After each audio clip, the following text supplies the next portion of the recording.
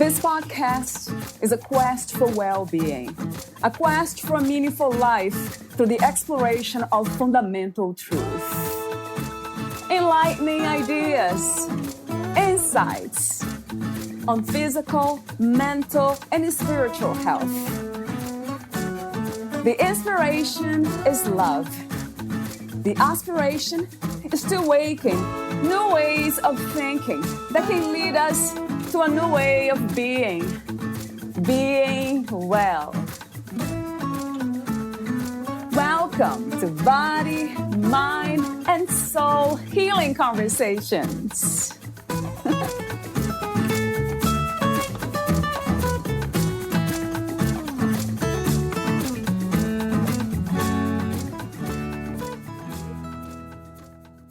In surrender, imagine how you might feel as you effortlessly slip deeper into the enveloping embrace of compassion. Perhaps we will open to the nature of life itself as the incomparable, dynamic, and bewildering ongoing play of compassion. Imagine every disappointment, every celebration, every completion or incompletion, every obstacle, every triumph or failure. Every emotion, every beautiful and painful moment of this life is and has only ever been the play of compassion, of love making itself known in the form of joy and sadness. We could include every loss as well. Every life is the play of compassion in the world. At the end of seeking, there are no more topics to put under a microscope of reason, no more controversies to debate, no more conclusions to be carefully wrapped and tied up in a bow. There are no further antidotes to layer upon ego or that even make sense. To continue indulging in such things is an avoidance of the truth. To surrender is to approach this quality of knowing. We were born in compassion. We live by compassion alone. And one day we will be swept away into compassion. Valeria interviews Gary Horvitz. He is a retired medical professional. He has been a climate activist, a nomad, a travel blogger, a poet, and author. He has contributed to online publications on the issues of spirituality, activism, the global energy transition, and climate, and has just completed facilitating a year-long course, 1 Year to Live. He is a grandfather, a master swimmer for 4 decades, and one of Bayo Akomalafe's mountain dancers, which means we are zigzagging our way into the future in a 4-dimensional dance, because that's the only way everything and everyone can become one. Meet Gary at substack.com/@GaryHorvitz, spontaneouspresence.net, and Just Passing Through. Here's the interview with Gary Horvitz.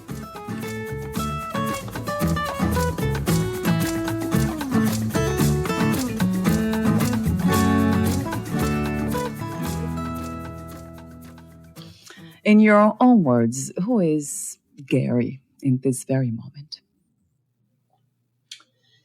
Gosh, I seem to be cycling deeper and deeper year upon year into a unification of 2 very different parts of myself, which are a strong adherence to a spiritual practice for decades and a very cerebral and rational part of myself that sees the world in those terms and is much more analytical. Yeah. And so my project right now is to find that unity and give it full expression.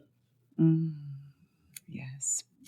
And do you have a vision for what this would look like, this union of all parts of you? Well, I think I've been cycling into that for years. I was a professional. I was a medical professional, and I retired in 2014, and I went traveling, and that was a tremendously enriching experience to get away from the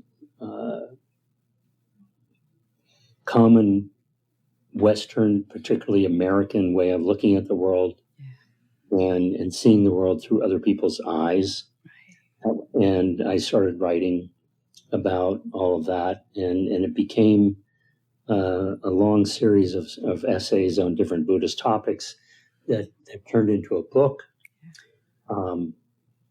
It hasn't been published, but I have dived in over the past month or so, maybe 2 months, to a larger project that addresses not only the spiritual issues of being alive in the world today, but what a lot of people call the meta crisis, which is, I think, which is calling on humanity to find a different way of understanding what we're doing here and to see the world in a different way than the sort of self-terminating compulsion that we seem to have that is created a lot of the problems that we have. Yes. I guess the question that comes to mind is, what is spirituality to you? What is to be spiritual? Well, the most spontaneous response I could give you is, this is a path that relates to our connection with everything. And not only connection with everything, but also our connection with time, our connection with evolution, our connection with the larger universe. So it seems to be a perpetual process of uncovering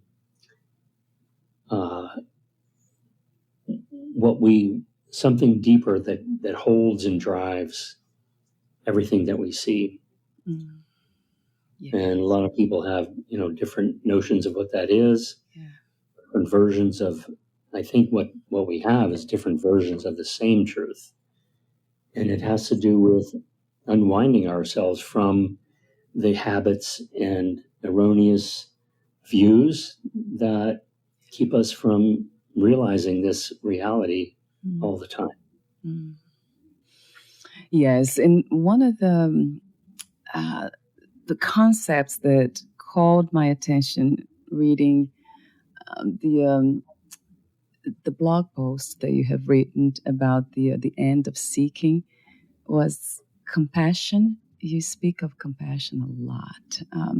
There was one thing that you said that really resonated. You said, every life is the play of compassion in the world. That was a statement you made. And I have heard someone saying that that suffering, it's a way of life. It's the way that life shows us the way to God, or the way to pure consciousness, to freedom, is through suffering. So that never left me, this idea that suffering can lead us to deeper understandings of self and in this reality as it is, as we see it. So I would love to hear for a moment about that. What do you mean exactly when you say that every life is the play of compassion in the world? Well, I was playing with not only the possibility that everything we know, everything that happens to us, everything we think is the play of compassion. Another way of saying that is that everything we know or everything that happens to us, everything we think is the way that love is manifesting itself in the world. What I said about compassion was, at the end of seeking, there is nothing further to distract us. There are no more topics to put under a microscope. no more controversies to debate, no more irresolvable dilemmas, Yes. no more conclusions to be carefully wrapped up and tied in a bow. Yeah. There are no further antidotes Yeah. to layer upon ego or that even make sense. To continue indulging in such things is an avoidance of truth. To surrender to the end of seeking is to approach this quality of knowing. We were born in compassion. We live by compassion alone. And one day we will be swept away into ultimate compassion. So what that means to me, and I suppose you could interchange the word love for compassion. Yeah. Although, we understand that there, at least in the spiritual literature, there's a distinction between what's called relative compassion, or some way in which we connect to another person with a certain attitude of heart, a certain holding of the reality of suffering, and being with someone about that. A spiritual teacher I know, Ramdev Borglum of the Living Dying Project, has said that compassion is a combination of sadness and joy. Now, there's a difference between compassion we have for someone else, and at the heart of that, at the heart of all compassion, is the necessity that we have compassion for ourselves, that we know ourselves deeply, and we have become aware of our habits of mind, our, let's say, digression from the truth, and where we are hurting, how we regard ourselves in realizing our own suffering. This is so important. But it's only by going through this and getting to the bottom of it that we arrive at something that's called absolute compassion or universal compassion, which is a completely non-discriminatory, positive regard for all life. Yes, as it is, right? And, that makes me think about freedom itself. When I think about universal compassion, as you phrase it, love, I think about freedom. Like, it's for some reason they come together. I can't really think about a different concept that would kind of put all this together in a beautiful way. Freedom, in a sense that if the substance of this reality, if this is happening or has been created, then would be consciousness, would be God or life itself. So in that, so everything, it's not happening for a reason. It's just happening. And as we know, as we go deeper into it, into contemplation and in spiritual studies on that, we'll find that it's, even if this was not happening, it's just a dreamlike reality, that is part of that freedom too. So everything's inclusive. So that comes to mind immediately, that life itself, God, pure consciousness, would not reject anything. So it's just the impossible becomes possible, and vice versa. It's just incredible when we are able to use language to understand and kind of dance around what truth really might be or might look like. It's just incredible to me that we can even have a conversation about it. So yes, I think about freedom. there's something else that I wanted to ask you, and related to that freedom, and then it just disappeared for some reason. It dissolved. Well, I could comment on freedom. Yes, yes.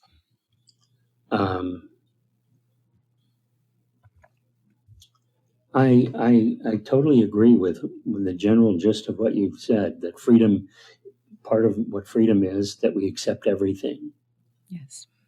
And that is actually really at the heart of it, because it is our, discriminating nature of mind that is always distinguishing between, phenomena as being positive or negative, good or bad, evil or not, or pleasurable, not pleasurable, however it is that we do it. And we're doing it all the time. And I think when you say freedom in that sense, being able to accept everything, you're talking about, maybe this is the heart of Tantra. It is. Right. That regards every moment, every phenomena, everything that so-called happens to us as really happening for us. Yeah. Yes. And and that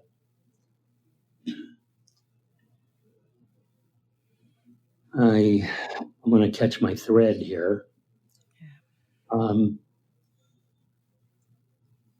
We're using everything that happens to us to continue the awakening process. And the awakening process is acceptance with love and compassion and equanimity.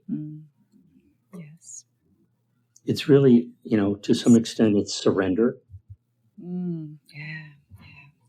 Oddly enough, freedom to me is not so much regarding myself as the agent of my life, but as the receiver of something that we don't know about.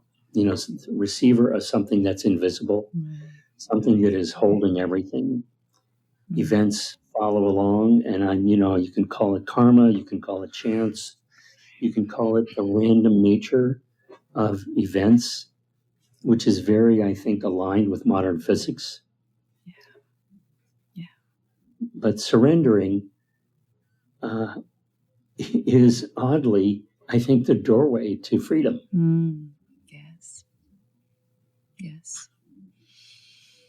Yes, a billion times to that truth.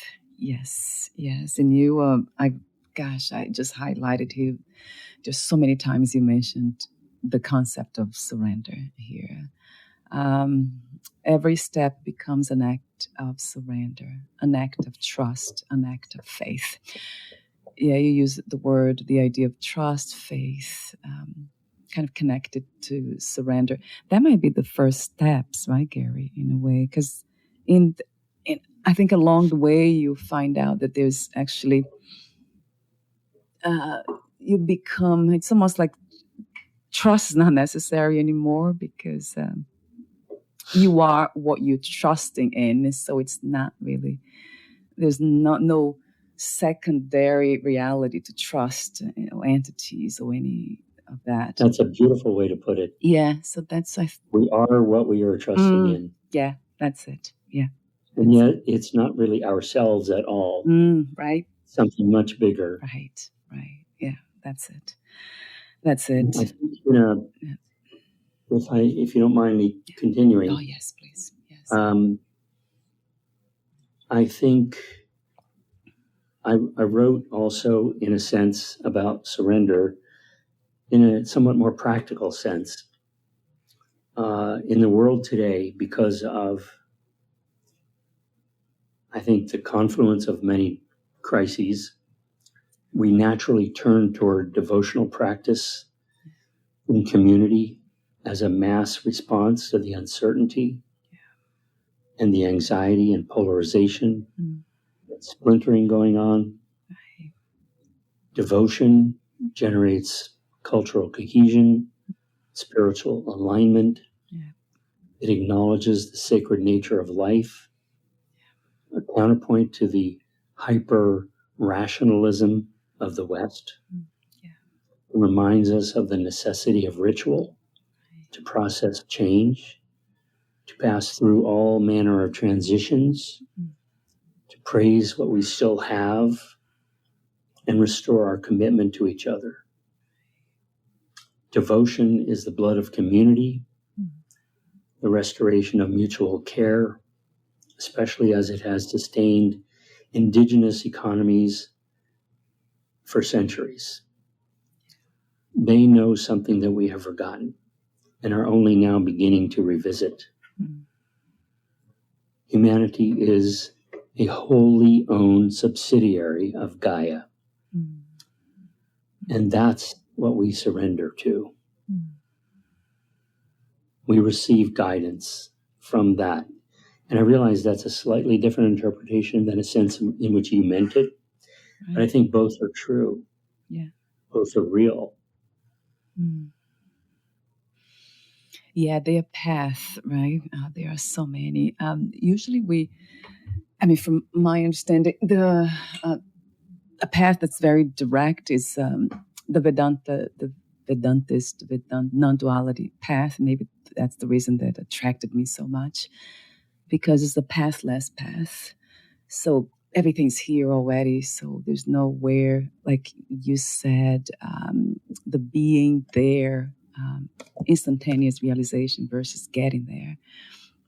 So I guess that that message really gave me a deep glimpse into, that absolute truth that everything is already here. I am what I'm looking for.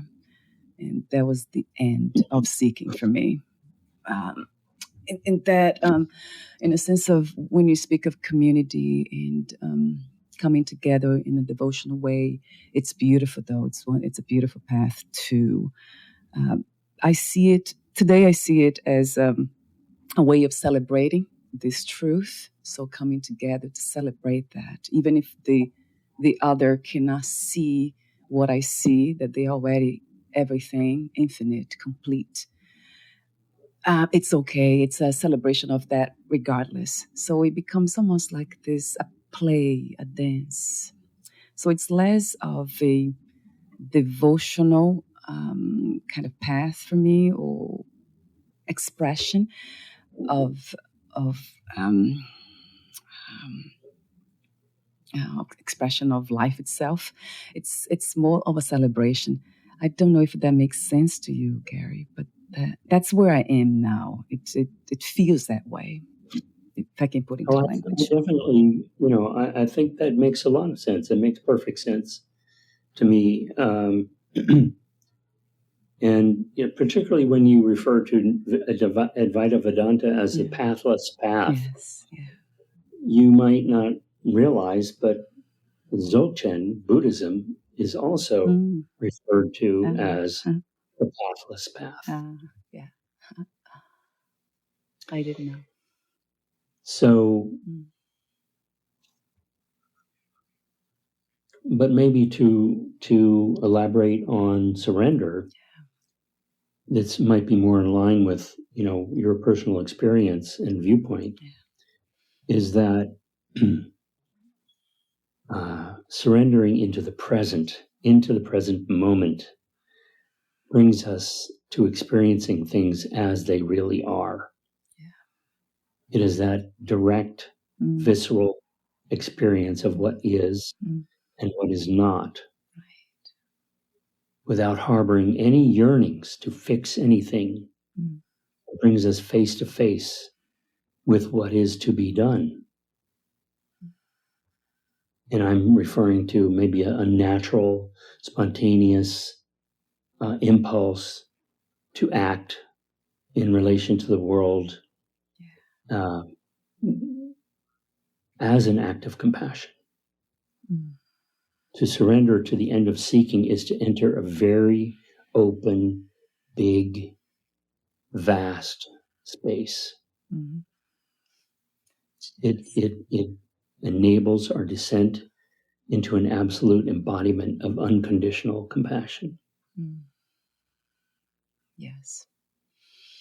Yeah, that is. It goes back to that. My mind, or the mind here, goes into that concept of freedom again. Yes, you're speaking of freedom itself. Yes, becoming or embodying freedom itself, being a reflection of freedom. And in that, I think it wouldn't. I don't know from this perspective here. Then it wouldn't. It's so open that it's not really even the idea of compassion, of per se helping others, or the sense of purpose, all that dissolves. Though it's almost as if from that place of deep understanding that everything is the infinite. Um, yeah, wow, manifested as the finite. It's just amazing when the mind tries to grasp that idea, because it can't anyway. But then it's really, there's no compassion arises, joy arises, and it's very spontaneous. Yet I love this idea. This. I mean, your website is called the spontaneouspresence.net, I believe. So Yes. that's just kind of a, oh, I need to talk to this person. It's almost like something in me gravitates now towards that spontaneous presence. Yeah, that's it.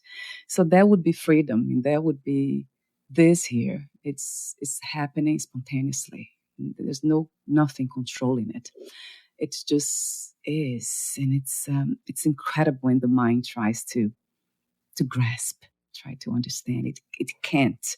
So I think even the idea of compassion, of in a sense of helping others, of feeling the sense of sadness, all that seems to be coming from a person. The idea that of me feeling in a certain way towards something. But in truth, there's no you or the other.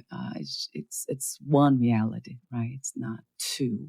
Yes. But it really, I mean, it's just amazing how the mind, because the mind cannot grasp, we kind of gravitate towards the most beautiful expressions of the human experience within duality, compassion, love, and all these beautiful concepts. So, but I think when we even lose, um, let's say, let the that freedom flavor the experience, then it arises anyway. So it's not really a doing. It's just you can't help it. It's a choiceless choice. It's an undoing. Yeah, it's an Uh, undoing. Yeah. Actually, I think Yeah. um, to really have any, to really approach any experience of true spontaneous presence is really a product of collapse.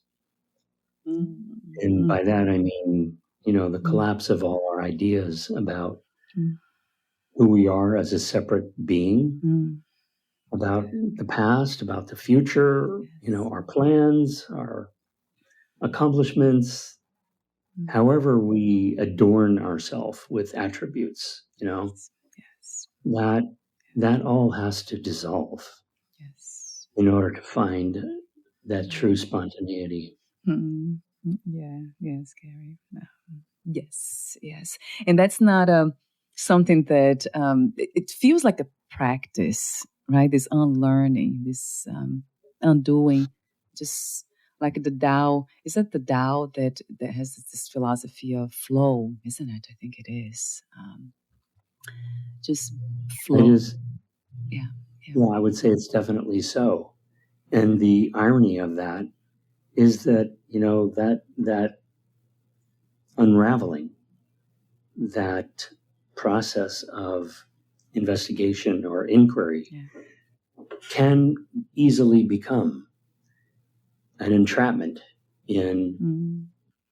Mm. uh, the minutia of unwinding ourselves from all our habits and our imaginations about who we are. So again,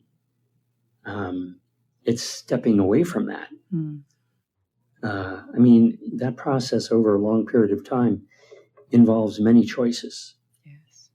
And, our life actually seems to be a never ending stream of binary choices every single day.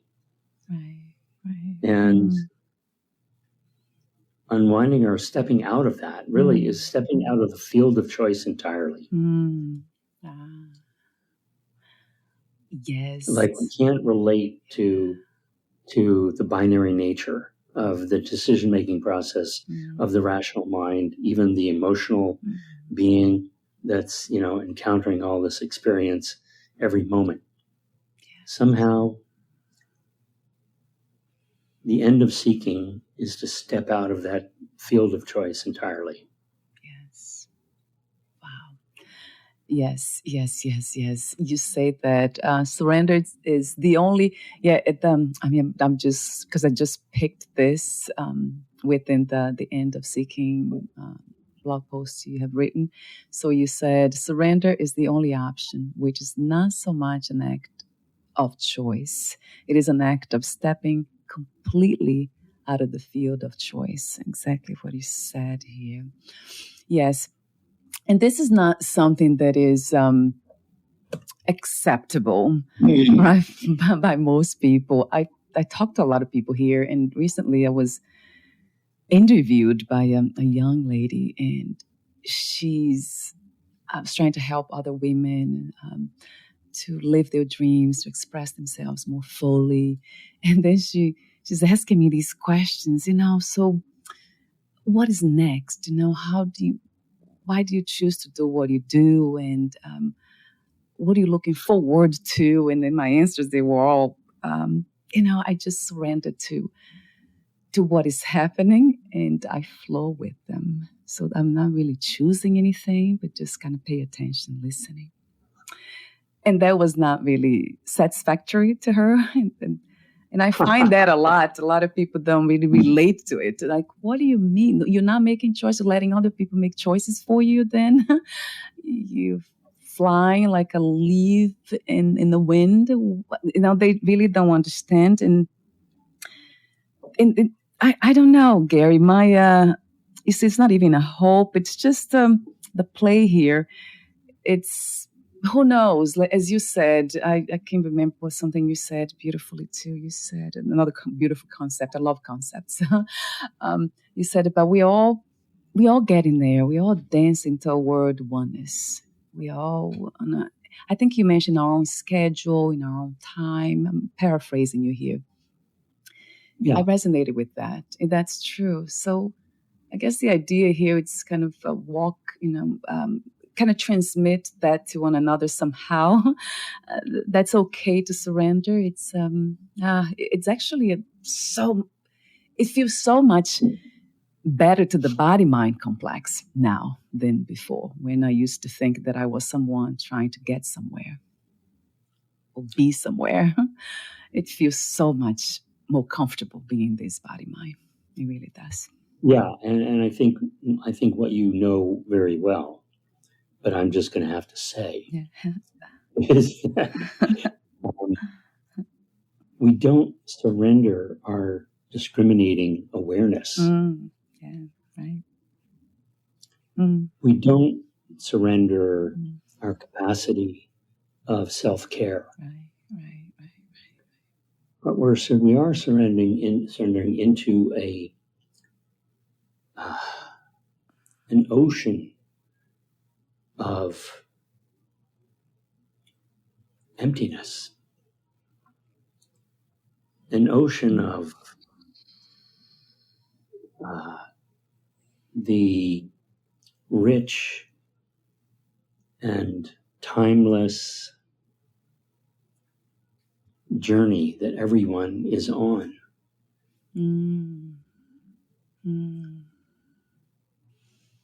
However, we, and to continue the quote that you referred to in just a minute ago, in surrender, whoever we imagine we are, all the complications and baggage and story that we've accumulated and carried around for a lifetime dissolves into an essential wisdom.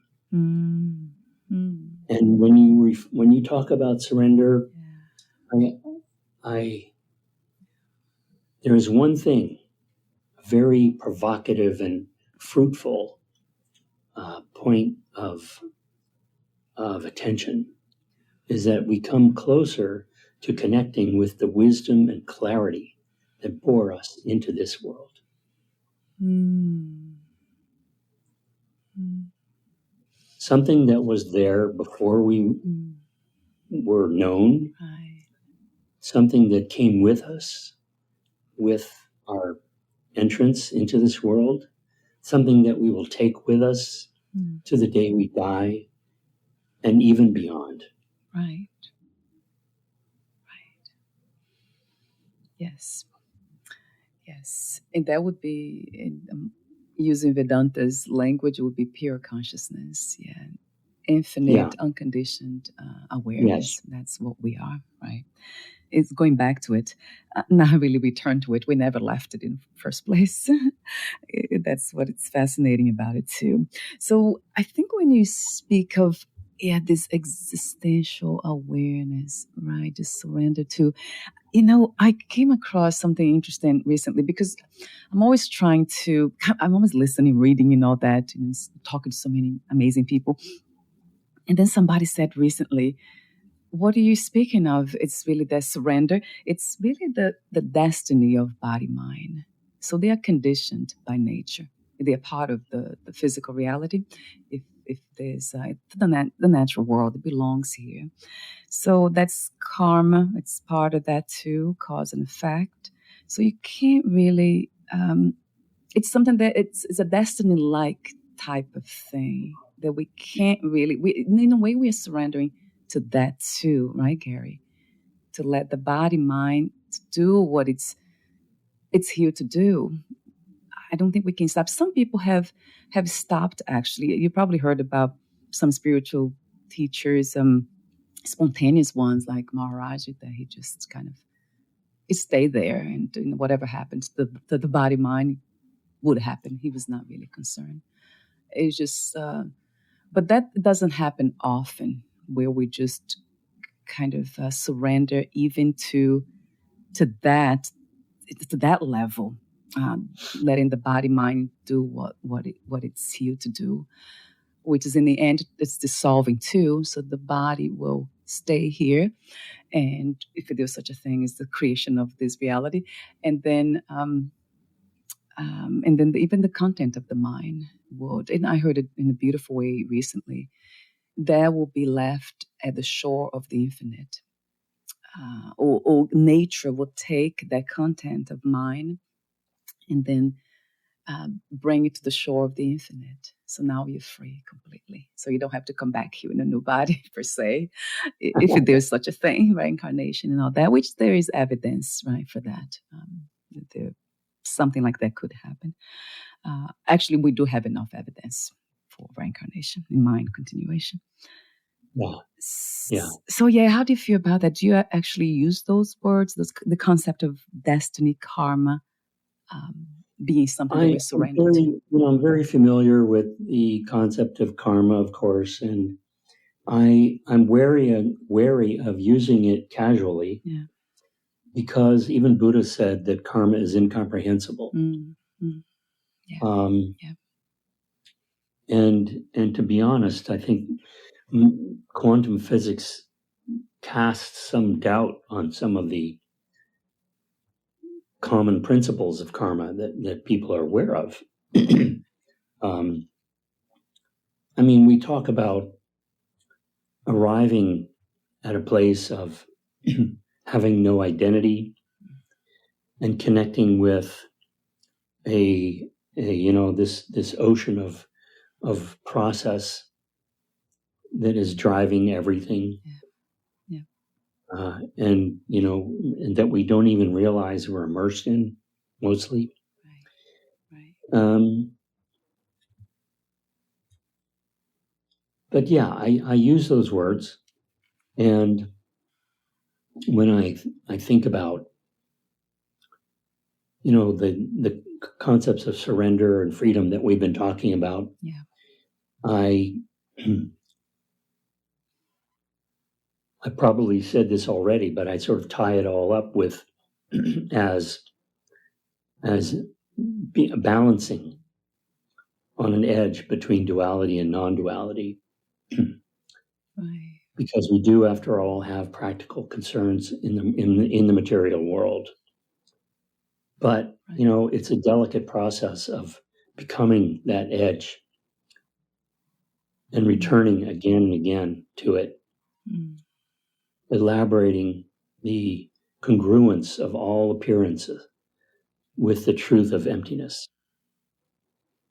And despite living in a world perpetually seeking ascension,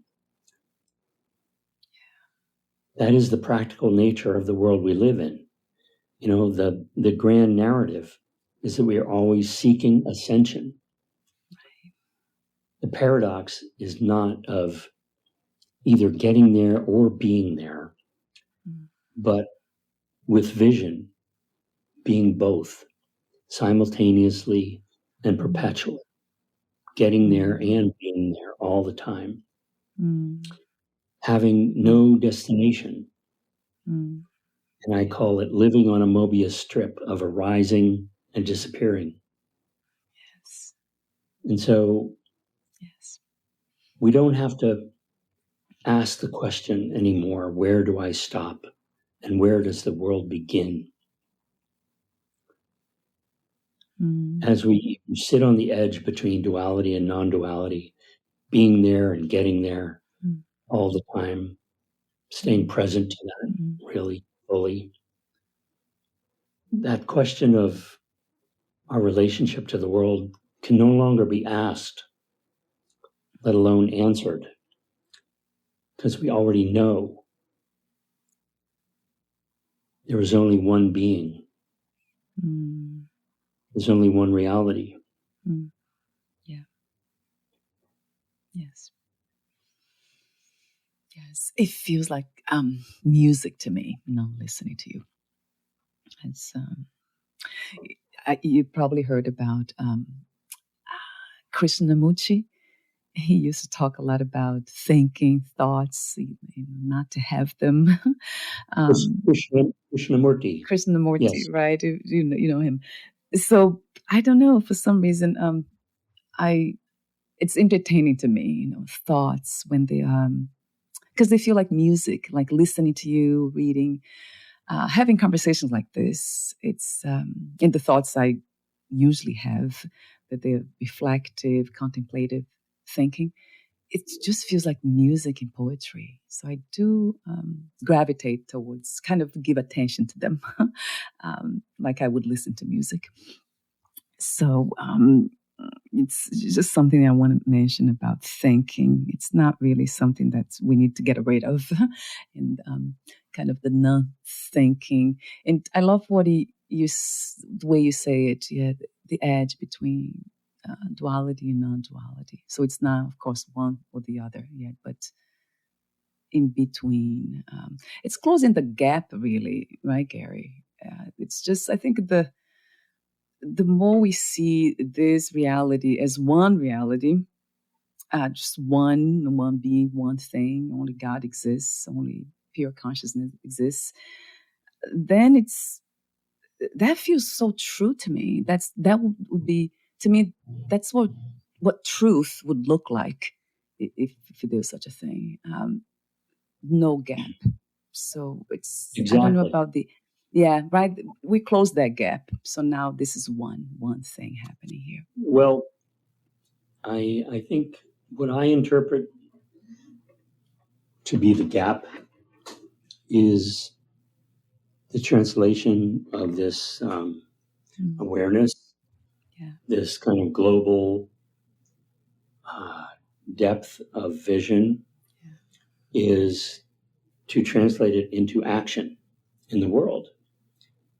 And I think that's the most difficult part of the most difficult gap, between these traditions and what we can learn from them, and what we learn about ourselves from them.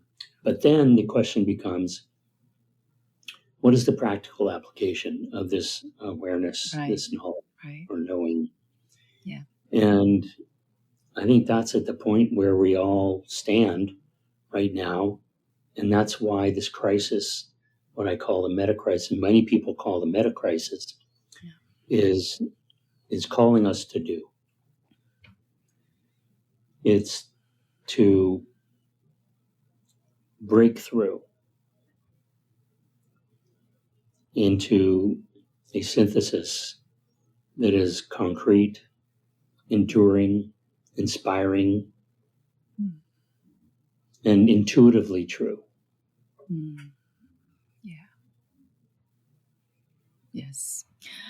I couldn't hear the word you said earlier, but I think you mentioned action, right? The gap has to do with our Yes, action. I said action. Yeah. So action in the world. Yes.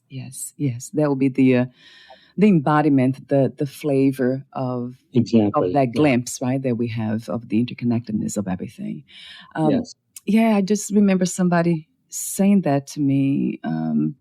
Because people, they tend with the mind, of course. That was a question that I had for you about identifying with the mind. People tend to think that, I need to do something in this relative reality, in the physical reality, in order to kind of embody some spiritual understanding. So, to me, it feels like it's quite the opposite. It's kind of bathing in that ocean of emptiness that you speak of, that I would call it fullness, and then kind of bringing that into this relative reality called physical reality. So that feels a lot more true to me, embodying that. Yeah, I think that's what I was really saying. I don't, I don't diverge from that, even, not at all. Right. And so for those who, and I love how you, now almost at the end of the interview, you spoke of practicality. How can we bring these deep understandings, which to me is not, I don't know, some people call it subtle. It's very subtle, but it's so obvious because we always have this sense, right, throughout life that there's something here that the observer or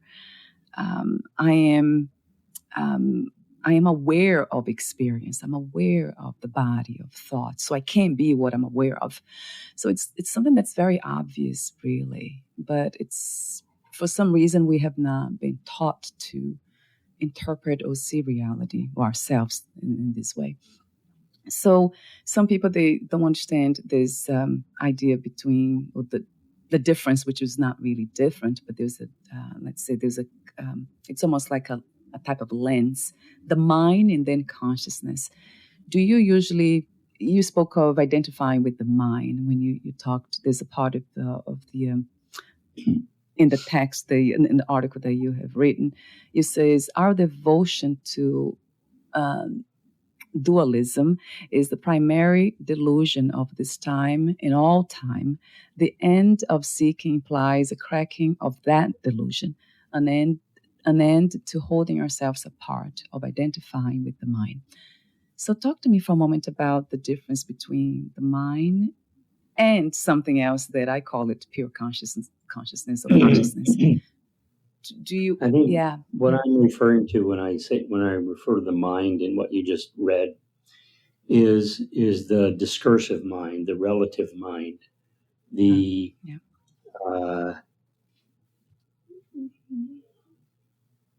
the discursive mind is the best description I can give it.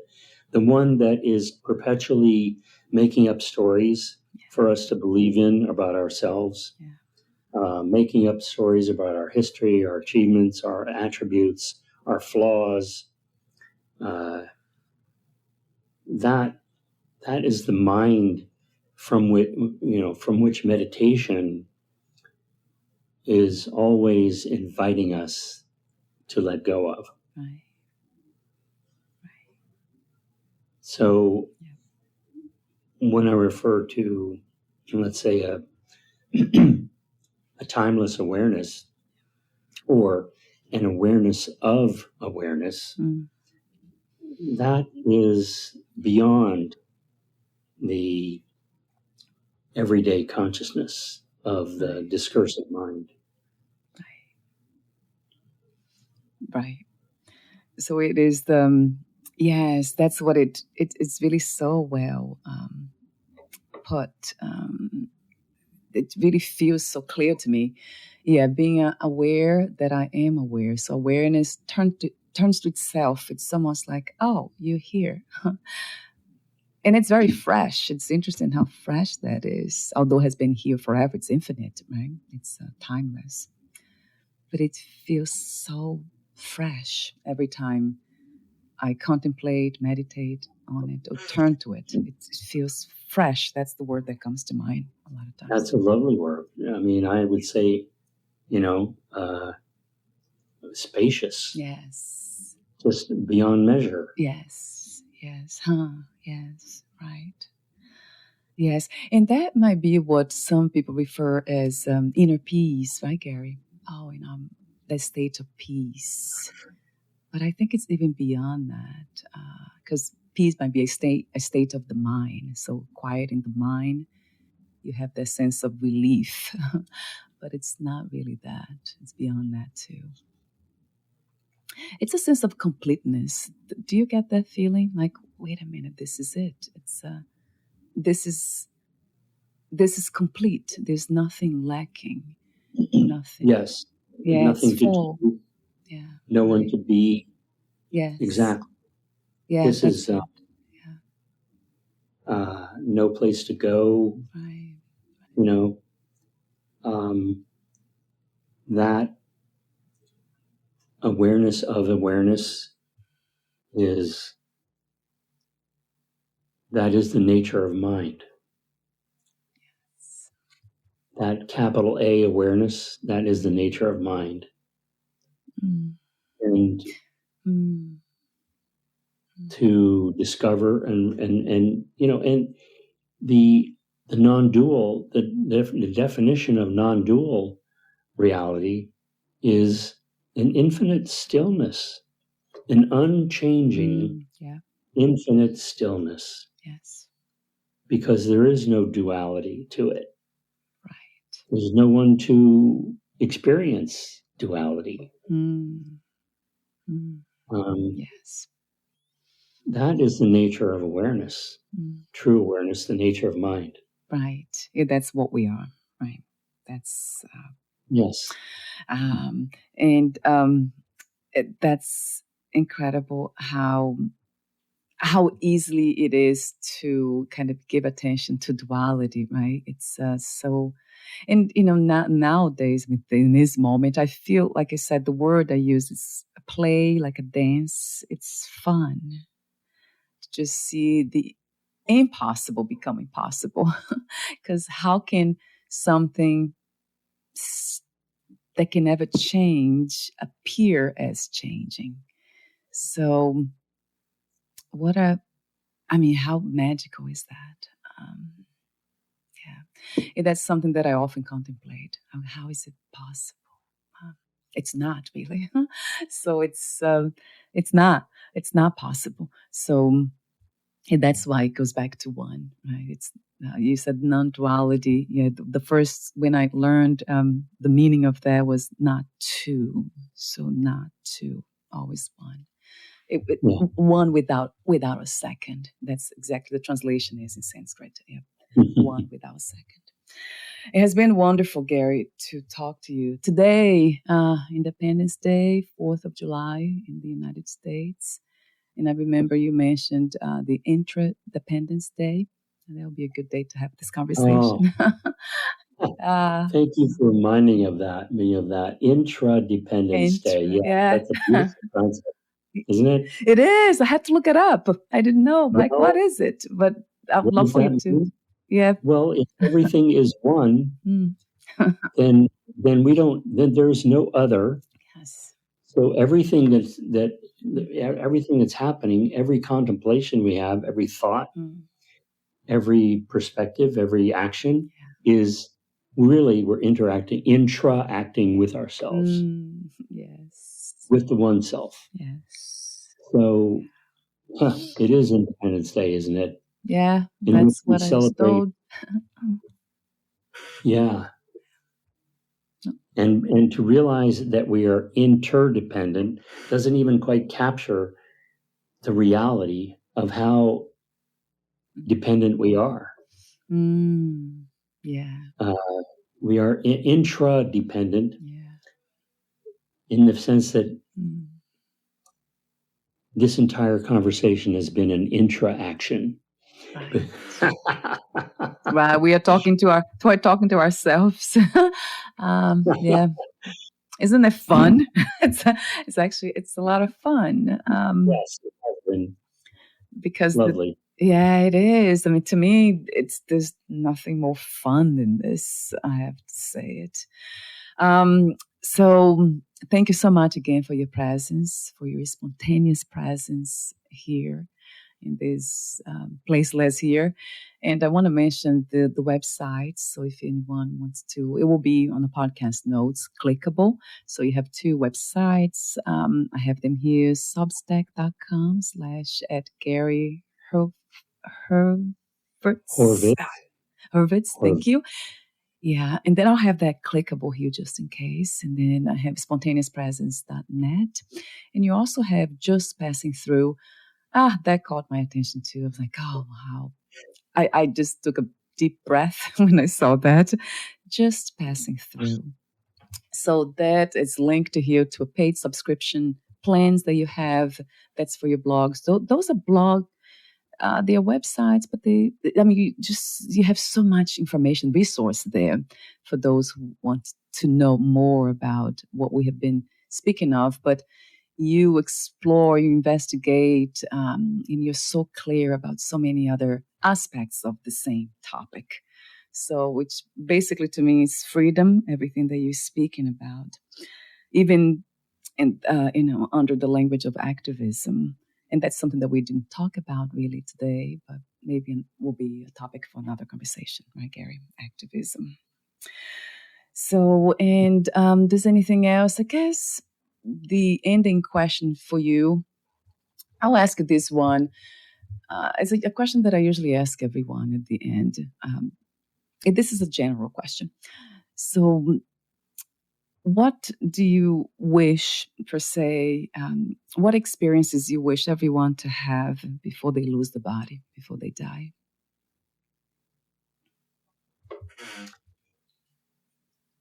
Well, I think I would fall directly back into the three pillars of existence that Tibetan Buddhism refers to all the time.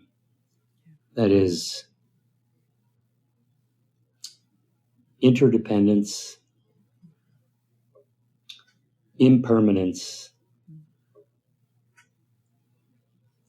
and emptiness. If everyone had truly had an experience of the true nature of impermanence, a sense of deep connection to everything in the world, within and without, and a direct experience of the empty nature of all things, that would be the gift of a lifetime. Yes, a billion times to that. To that vision, right, for all of us at some point to realize that. Have that glimpse. Thank you so much. And before we say goodbye again, is there anything else that you left unsaid?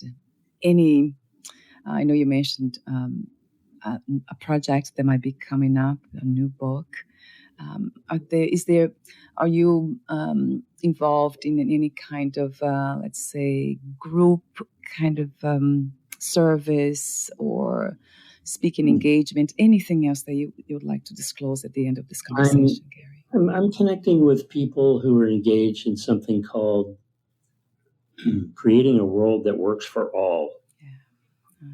And it's just getting off the ground currently. And there are a lot of moving parts and a lot of people around the world participating. we're kind of finding our way into what we actually want to do and how to do it.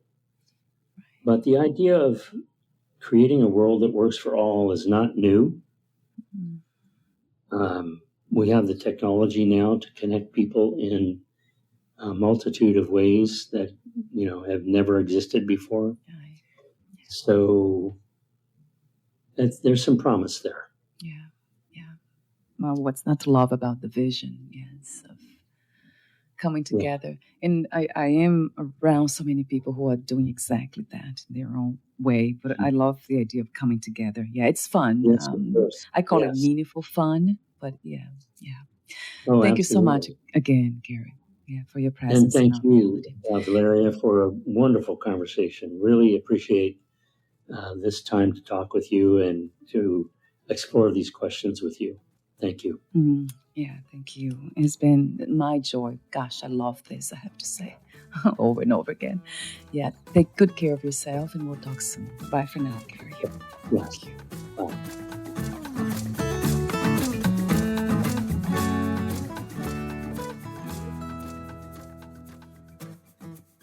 Thank you for listening. To learn more about Gary Horvitz and his work, please visit substack.com/@GaryHorvitz, spontaneouspresence.net, and Just Passing Through subscription.